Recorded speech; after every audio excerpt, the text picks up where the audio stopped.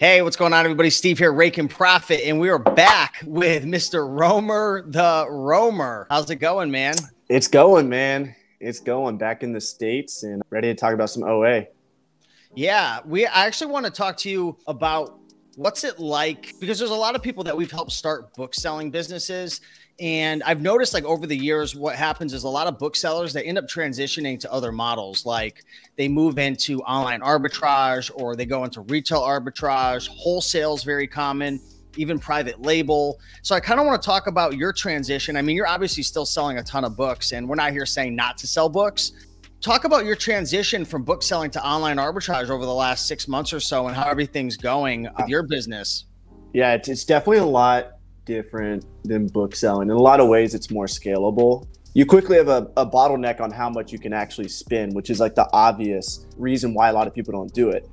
Yeah, so going from books to OA, there's definitely a bit, there's a lot of main things you got to look out for, but one of the main ones is capital, But another one I was just thinking about is like, okay, you're in Connecticut, I'm in Nashville, and if you guys know my story, I used to travel the whole country. So I've literally been to the Northeast, I've been to the West Coast, I've been to thrift stores all around the country. And one thing I've learned is not all thrift stores are created equal.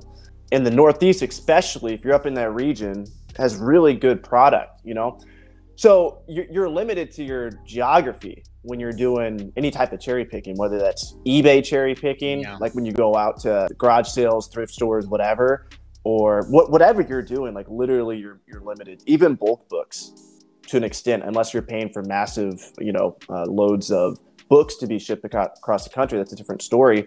But you're limited to your geography. Whereas with OA, we all have the same playing field.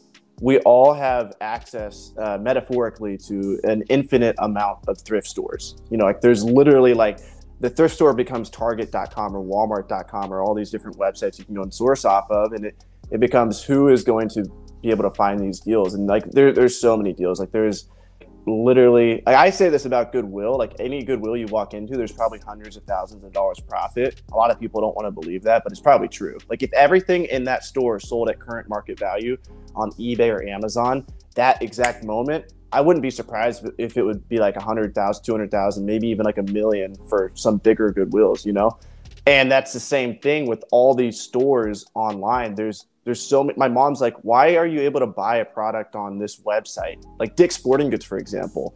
I grew up near a Dick's Sporting Goods retail store, and my dad was always like, it's way too expensive, don't go in there. And like now I'm flipping stuff from Dick's Sporting Goods to Amazon. It's actually one of my better websites I go to.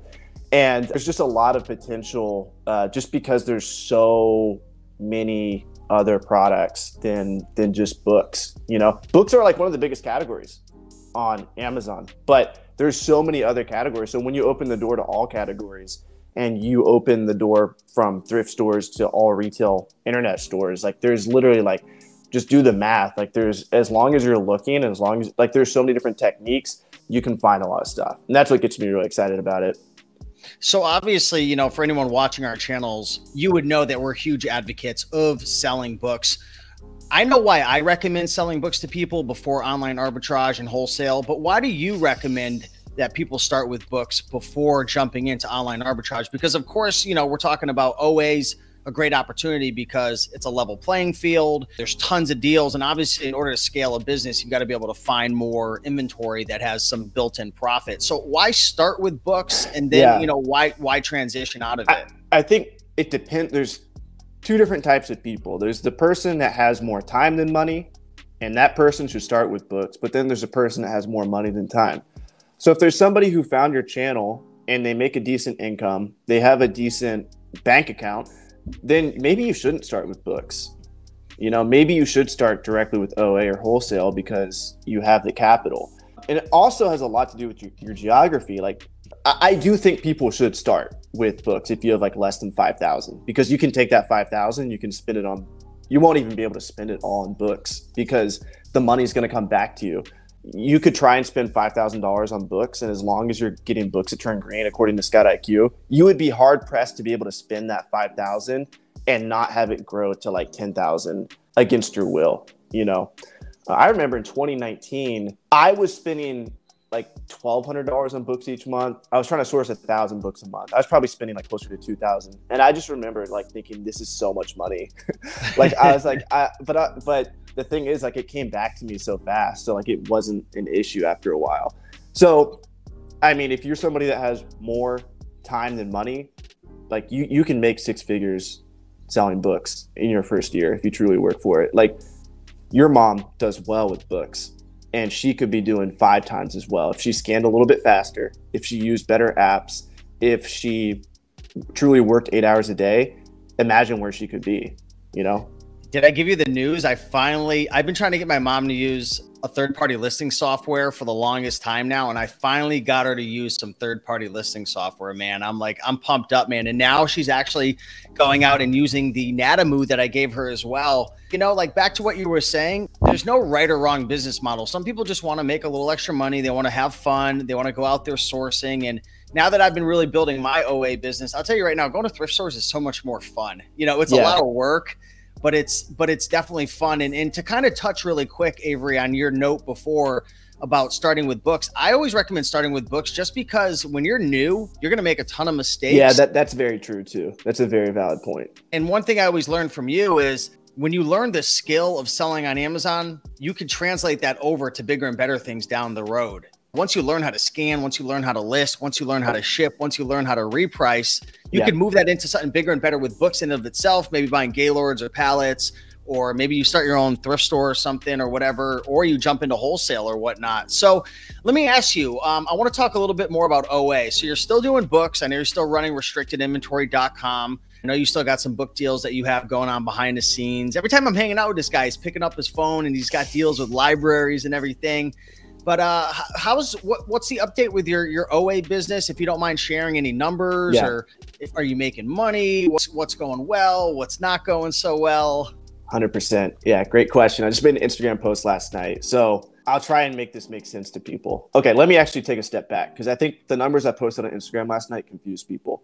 So I've sold, I think it's between 30 and 40,000. So let's just say 35,000-ish in online arbitrage inventory.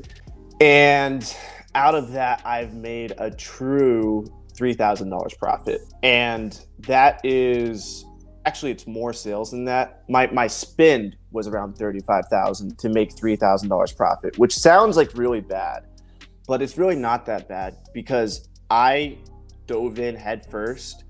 I made a lot of mistakes, which we'll talk about in a future video. One of my number one mistakes I've made is, real quick, if you guys ever go to Amazon listing and you see, like, let's say you're buying, I don't know if they sell wine on Amazon, but they might have like 20 different variations of this wine.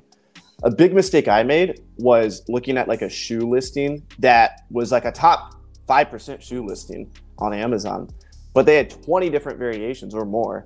And then each of those shoes has like 10 sizes. So then I thought that main keeper graph was like, you know, as a bookseller or CD, DVD, whatever, like you look at the keeper graph and that's just for that. That's it. Well, for the, except sometimes there's a loose leaf, but it doesn't really matter that much. For the most part, if a book is ranked 50K, you know it's going to get sales. So I would see shoes ranked like 2,000 and I would just go, I'm proud of myself for doing this. I never went stupid deep on anything. Like I think the deepest I went was like 10, maybe 15. I did go like 50 deep on some lower priced items, but I knew other people in the community were already making money off of that, which I don't know if you want to get into that or not, but I've been doing a lot of store stocking. Storefront stocking, baby. Yeah, so it's a dirty technique, but I've been finding people's stores that I know are making money. But it's like, it's so smart. And, you know, not to go on too many tangents, but just in general, like, you know, Tony Robbins talks about this, Russell Brunson talks about this. Like, if you want to build a successful business, just look at other people who have already built successful businesses and just do what they're doing. And so it's like, how do you do it in an Amazon business? Well, you just look at stores that you know are making a lot of money, look at what products they're selling. And then if you know where they're getting their products from, just do the same thing they're doing. Yeah, I forgot what the question was, but I've made quite a few mistakes. I think I've made a true $3,000 profit. You're asking how much money I made. That's actually not too bad though, because honestly, I interviewed, and sorry to cut you off, but I interviewed Warner, Fields of Profit, Miles. A lot of these guys are doing 100, 200K a month, and their profit margins are like 10, 15, 20% at the end of the day. So 8% after making a crap load of mistakes isn't like. Yeah, I think the Profit margin's like less than 5%, but the ROI is closer to 10%. But that number's just going to go up over time. Like so another big mistake I made was a lot of prep centers that I was using. Two prep centers were terrible. Don't use Tiger Lily and don't use Ameriware. I'll just go ahead and say those two. We're not naming names today. I'm going to make a do not use prep center list, and those two do not use. I'm not going to recommend. Which one was the one that everybody was shouting out? Tiger Lily. Yeah, good people. Like literally, like I do think she's a good person, the person that runs it, but terrible business right now. Can you say what happened, or are we not allowed to release it publicly? Yeah. So basically, I shipped them. They have $4,000 worth of my inventory. They were supposed to ship to my other prep center yesterday, and I think they did. So I threatened to file a police report. That's what got me my inventory. Man.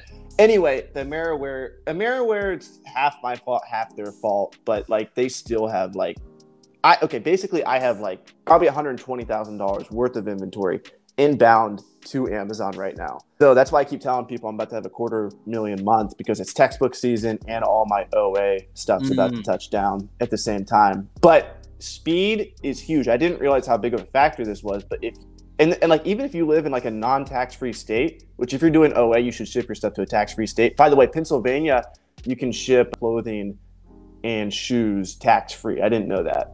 But yeah, so Montana's tax-free state, New Hampshire, Oregon. Anyway, one of the main benefits of shipping to a tax-free state is obviously not saving just on tax, but you get that item listed on Amazon so much faster, and you get to learn what works and what doesn't. So now I'm having items touch down that I purchased like months ago, and they're selling out within a week. And I'm like, wow, I wish I would have known about this, because I could have gone back and ordered so much more, so much faster. Like, there's so much we can talk about, dude. Like, as I'm speaking now, like, sales are such a huge thing. Like, so these items are being listed and the sale's over with. And I didn't find out that the item sold out in a week until months after I purchased the item, because it took so long to prep it. Yep. And if I would have known, like if I would have prepped it myself, ate the sales tax, or had my team prep it here in Tennessee, I could have probably taken advantage of the sale. Like, the sale may have still been going on. So like, speed is very, very important with OA. And everyone always says that with OA, it's got like a 30 to 45 day turn rate. They're not lying, but what they mean is when the items go active. So it's very important to get your items active ASAP.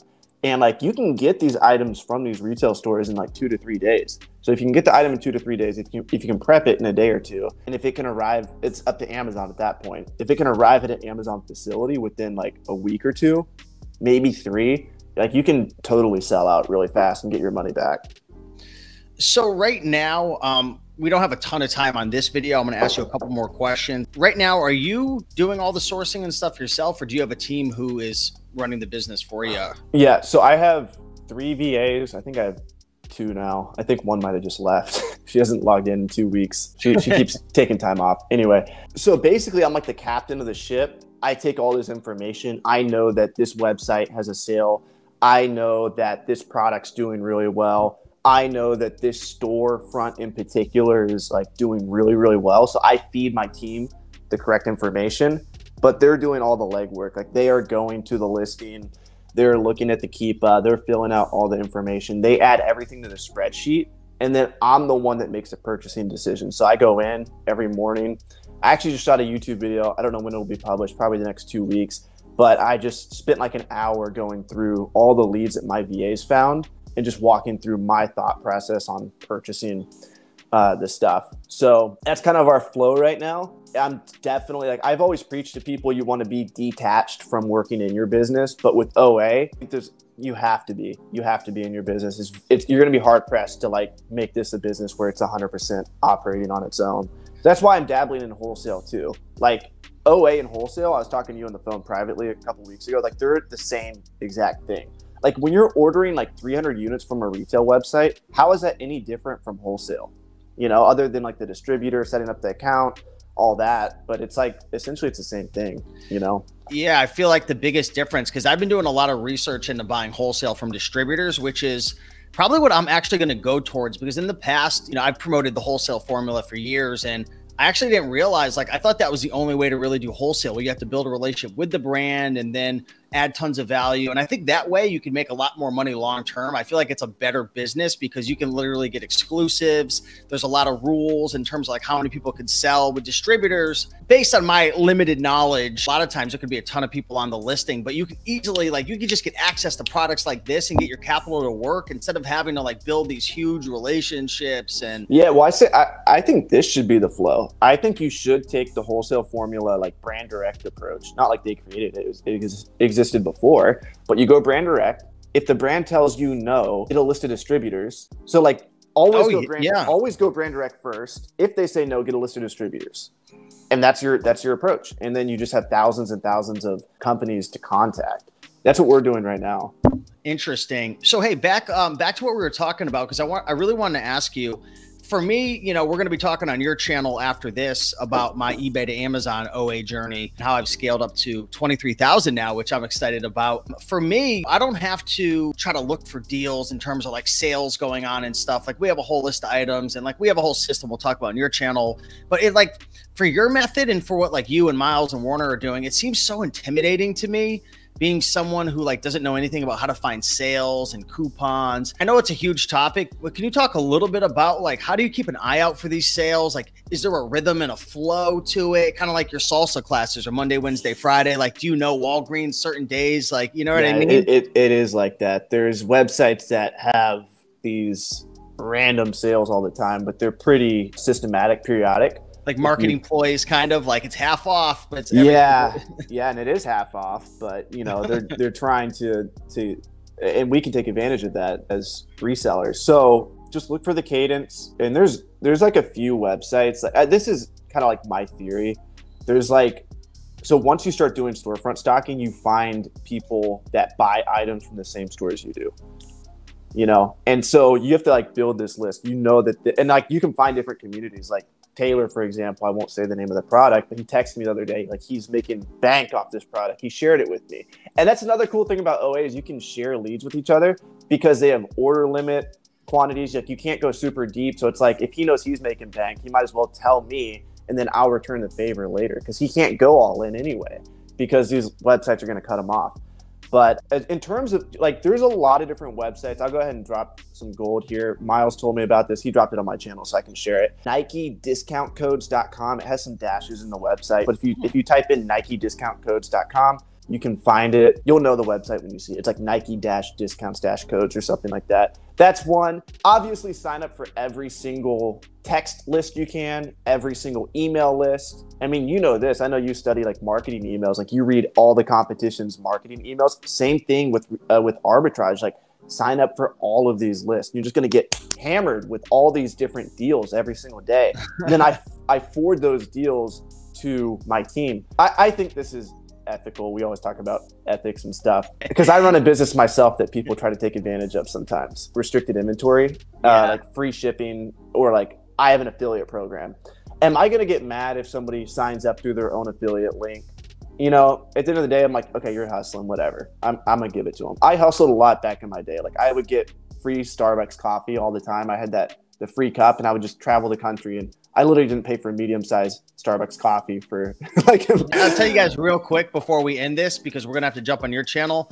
When we were in Miami, Avery is like the riskiest guy I've ever met with certain things. Like he'll just go into a Starbucks and like he'll be working on his computer, and then like, I don't know, we'll be like, we're going to go out to dinner or something. So like I pack up my bags and leave, and he's like, I'm just going to leave it here. I'll come back in like 3 or 4 hours, and it's there. We come back, it's there. Well, I think, not to get like too philosophical, but I think it's like the same thing. You got to think of the mind of the thief. And if the thief sees something like right in the open, it's too good to be true. The thief knows if it's too good to be true, it's like somebody's watching. It's that person's laptop over there, or it's like it's the owner's laptop or something, you know. But if I try to like hide the laptop behind the couch and like somebody sees it, they're like, oh, okay, like they tried to hide it but they couldn't. Anyway, I'd be thinking like if I was watching, like this is a setup. Who's gonna just leave this store? Yeah, you think it's too good to be true. But what I was about to say about the retail store things and if it's ethical or not, like I've heard people talk about this, but I kind of discovered it by accident. Nike gives like a 10% discount if it's your birthday month. And so it's my birthday month this month, and so I get 10% off. And I am under the philosophy that like if you're hustling, if you're out there trying to make it work, like say every month is your birthday month.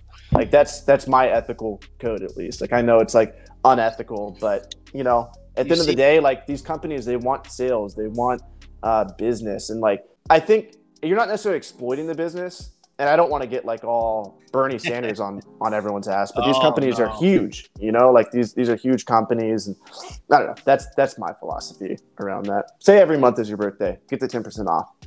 Yeah, well, you guys let me know what your guys' thoughts on that, if you agree with Bernie. Yeah, comment below. On the video we shot in Brickell, I asked everyone another ethics question about like the Nadamu scanner, whether or not you should return it. And everyone to this day still comments about it. Is it okay to return a Nadamu scanner like 90 days later if you get one or if it breaks 90 days? This is what I do. I order a new one on Amazon and then I return the old one from 90 days ago. But you guys let us know in the comments. Avery, thanks for the update, man. It was really cool to hear about your journey so far and obviously what people should keep in mind transitioning from books to OA. So be sure to subscribe to Avery, Roamer the Roamer on YouTube. And we're about to go do a video on his channel as well. So give him a subscribe and we will see you over there. Appreciate you coming on, man. Awesome. Thank you.